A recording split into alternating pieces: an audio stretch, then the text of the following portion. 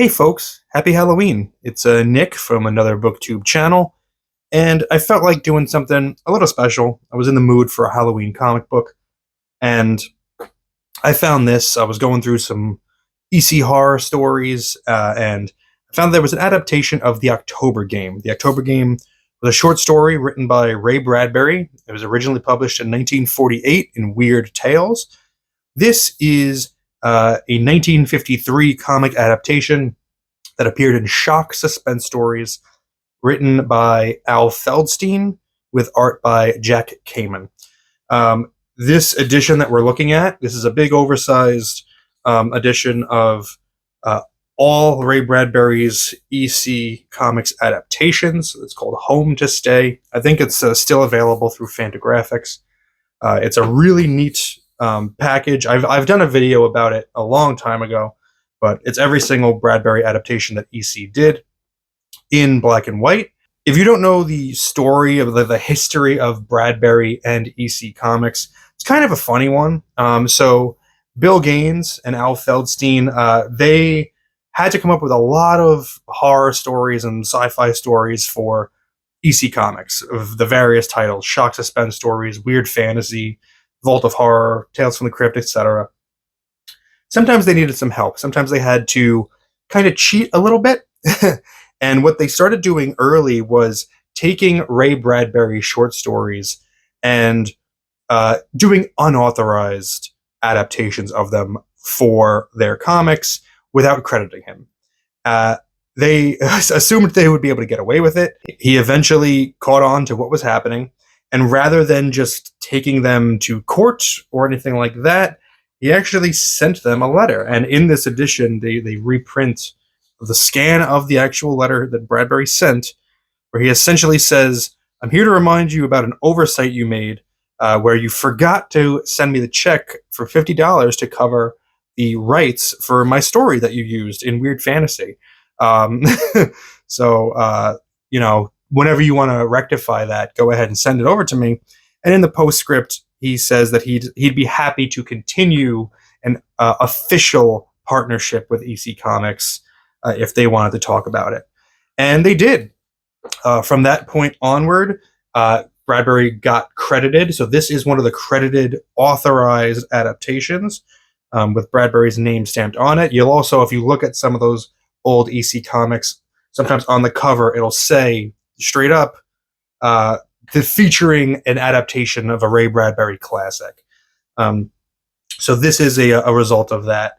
The October Game, great Halloween story. I actually read the short story for the first time very recently. We open up with Mitch, who is putting a gun back into his drawer, and he's thinking of how he's going to kill Louise. Louise is his wife, and he doesn't want to use the gun, because if he uses the gun, it's going to be over too quick. He wants her to suffer. He wants to prolong it, and he mentions he wants it to be duration. That's the most important thing. He wants it to take a while, and he says duration through imagination to prolong the suffering. Really great opening panel. I love the full page vertical panel with the mirror frame and just the hand, the big hairy hirsute hand in the foreground with the gun breaking the panel borders. It is Halloween, and most of this and all of these words is Mitch lamenting how much he hates this time of year. He is very much a spring or a summer. He does not like the autumn. He hates the winter. In this panel up here, he's a little boy crying, sobbing on the lawn because he cannot stand the sight of trees with no leaves on them. It's empty and it's cold. You could almost feel bad for him. Like, yeah, we all get seasonal depression. A lot of us do. Sometimes it just kind of comes with the territory. We find ways to overcome. Mitch has not found a way to overcome. And this leads him to some extreme decisions that makes him a villain. So we unfortunately, we cannot relate to him, even though we all get a little bit of that seasonal sadness. Marion is his daughter. They are getting ready for a Halloween party that he is hosting with his wife, Louise. In all of his thought bubbles, He's lamenting this. He wants this nightmare to be over, and he cannot like stand the sight of his daughter Marion. She's just a nice little girl. She's got a skeleton mask that she wants to show off to her daddy, and he acts normal on the surface. He doesn't push her away or tell her like stop bothering me. Yeah, she's asking like what kind of mask, and he says, "Oh, the skeleton mask, dear. It'll scare the beans from people." You don't say scare the beans to somebody that you outwardly hate. You're doing that to make them feel trust in you. He's a bit of a scumbag. It's all under the surface that he's harboring these feelings of resentment. Then he starts to think back on when Louise gave birth to Marion, and it's revealed that she never wanted a child at all. He pushed it on her. He was desperate to have a son, and so when she had a blonde daughter with blue eyes, despite the fact that he is a darker man with dark brown hair and dark eyes, he got this porcelain white-skinned daughter with blonde hair that looks exactly like his wife. And of course, the way it always goes, this is going to be her only kid. The doctor says you can't have another one after this. Her body can't take it. So there is mutual resentment between the husband and wife. The wife can't stand the sight of him and hates to be around him because he forced a child on her, and he can't stand the sight of her because she had a daughter. Like it's not what he wanted. Boy, marriage in the 50s. Am I right, folks? I don't talk about Jack Kamen a lot.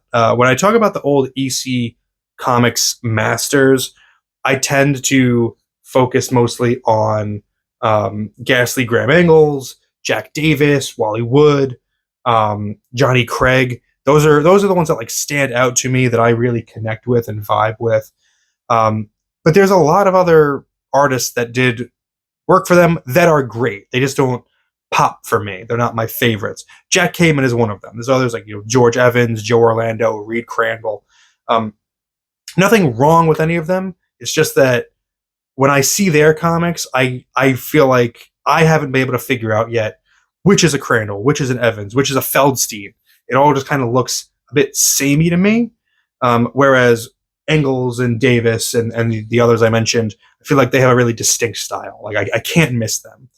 Kamen, though, I just reading this, I do really appreciate his art. I think he's got a great eye for composition. I really think he's got a great way with faces. Very pleasing face to look at in Louise. I think she's a very pretty woman. And Mitch is appropriately kind of severe. Those cheekbones that are really like stark and gaunt. He looks very rigid and kind of unpleasant to be around. Something from the original short story that was cut for space and time is a sequence where Mitch like basically says to the readers, like, get a load of this. I'm going to go to whatever room Louise is in, and she's going to find an excuse to go to another room.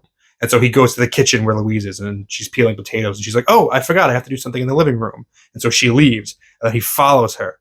And she's like, oh, I forgot I had to do something here. And so he keeps following her around, and she keeps trying to get away from him until finally she locks herself in the bathroom where he can't follow. And then he gives up. So he's a prick. Like, he is actively tormenting her, and he is planning something on this Halloween to cause her immense suffering. And we're going to find out what it is. And boy, oh boy, is it something. The party is just about ready to kick off. We get all of the props that are going to be involved. We got the punch bowls set up. We got apples hanging from doorways for kids to like try to bite in midair. We got the jack-o'-lantern going. Good-looking jack-o'-lantern. Bobbing for apples is also set up. It's going to be a fun time. Kids start filing in. Great lighting all around. I really like the lighting. And her face, in this foreground, she's kind of like, I kind of get the sense that she's a little bit out of it. She's not looking forward to really doing anything with him. And that is represented in the next sequence where he's being the perfect host. He's being great with the kids. He's helping them play their games, pin the tail on the donkey and musical chairs and all that. And he's planning something else. And someone tells Marion, he gets on so well with children. You could see on her face that she's like, yes. That's all. The only response is just yes, because she knows like he's up to something. This guy, he's no good, and something's gonna like people don't know who he really is, and I do. Um, so we're coming to the conclusion of the night and the conclusion of the story. Uh, Everybody's having a good time. He ushers all of the children and parents to the basement. He has set up a makeshift slide, so all of the children get to slide downstairs. A lot of fun. That's great. Imagine being a kid. You go to your friend's house, a slide is set up. You just slide right into the basement. Although it's like a concrete, unfinished basement. I hope he set up like a pad at the bottom for them to do a soft landing on. Otherwise, I think you're getting a lot of skinned legs and butts on these poor kids. The parents do it too. The parents go down the slide. Last is Marion, his daughter. And all he says, he looks at her and he says, "Here we go." And okay, here we go. He's going to put her on the slide next. But does he? I don't know. Let's read on. The lighting becomes really dramatic now because the basement is meant to be pitch black, but you can't do pitch black in a comic. That's boring. So instead, we just have really dramatic highlights. But the figures, for the most part, especially in the wide shots, are in total silhouette. The idea is that they really cannot see what's going on, and they hear some noises going on in the basement after he's come down with them. There's a scraping of crockery, a metal rattle, and he starts doing this kind of the classic game where you pass around these things for the people to feel, and you say like, "This is the guts, this is the head, this is an eyeball," and you would do it like if you have a bowl of grapes or something, you put your hand in it, someone who's blindfolded, and say, "Oh, feel these eyeballs," It's supposed to creep you out because you can't see what it is, and the power of suggestion and all that. So he's doing that under the pretense of like there was a witch down here, and now the witch is dead, and this is the knife that was used to kill her. This is her head. And there's another snot-nosed little kid here who's trying to spoil the fun for everyone and says, "Oh, I know this game." He gets some old chicken innards and he hands them around saying, "These are her innards." And he makes a clay head and passes it around for her head, and passes a soup bone for her arm. And he takes a marble and says, "This is her eye," and some corn for her teeth, and a sack of plum pudding, and gives that and says, "This is her stomach. I know how this is played." And an adult is like, "Shut up, you'll spoil everything, you stupid kid." So that goes on for a little bit. One little girl gets freaked out, and she breaks off from the group. She gets a little scared by it. And it finally, he says, "The witch is cut apart. This is her heart." Really crazy lighting on this. I thought I had a color edition of this. I guess I don't. I would like to see Murray Severin's colors on this. Maybe I'll find a reprint of it one day, with the original coloring, not the awful newly colored reprints that they're releasing. Louise, meanwhile, is saying to Marion, "Don't be afraid. It's just a game. It's only play." But Marion's not responding. And she can't actually see Marion. Nobody can see anything. It's supposed to be pitch black. In our close-ups, we are getting pretty, well illuminated light, but we get reminded once in a while by these wide shots, everything is completely black. Louise is freaking out because Marion's not responding. Again, really pleasing, like the eyes in particular. Jack Kamen, the eyes and the lips looks really great. I have maybe a new appreciation for Kamen, and I like this kind of reaction face with the cross hatching in the top half of the head for the shadow, and the eyes just popping out white. That's a beautiful panel. This is like when you think EC Comics, like a panel like that's exactly what you're looking for. So she's freaking out. One of the kids says, "All right, I'll go look for her." Nobody turns on the light. Someone says, "Turn on the lights." She says, "No, please don't. Do not turn on the light." She's screaming it. Don't. She doesn't want to see what she thinks she's going to see. But a kid goes upstairs nonetheless, goes around looking for her, comes back. "I can't find them." And then you get the final panel. So then some idiot turned on the lights. And you've had the reaction faces of everybody looking. What could possibly be off panel down here? I think I have seen interpretations of the short story that say it's ambiguous about whether or not Mitch actually killed Marion, or if it was just a mind game, because he's trying to basically drive Louise nuts and cause her suffering through imagination. That was what he kind of led with in the opening. Um, I feel like this version is a bit more. I don't know. I feel like it's more overt. I feel like there can only really be one answer, because we do get the reaction shots, and they are so shocked and horrified in these reactions. What else could it possibly be? That's at least my reading of it. Maybe the short story has a little bit more ambiguity to it, and I did feel the short story was a bit ambiguous, because I finished it and I was like, oh, but wait, what happened? This one I feel like, at least the way that Feldstein and Gaines wanted to present it, they wanted to present it as this guy totally killed Marion, and I imagine very quickly, because they were in the basement. Marion was alive before they went down there. I'm guessing, if I had to, suppose how this went, he like killed her, strangled her at the top of the steps, went downstairs with the body, and then in the dark, all that scraping and rattling was him actively like cutting her up, like in front of everybody, basically, but in total shadow and total darkness, so nobody knew. Really messed up. This is a great story, wonderful for Halloween. There's a lot of great Ray Bradbury stories, of course, but great adaptations as well, that you can find completely in Ray Bradbury's Home to Stay, the complete Ray Bradbury EC stories. Highly, highly recommended for Bradbury fans, for EC Comics fans. Essential, I would even say, especially if you're a Bradbury completionist. So there you go. Happy Halloween, everybody. I hope you enjoyed that.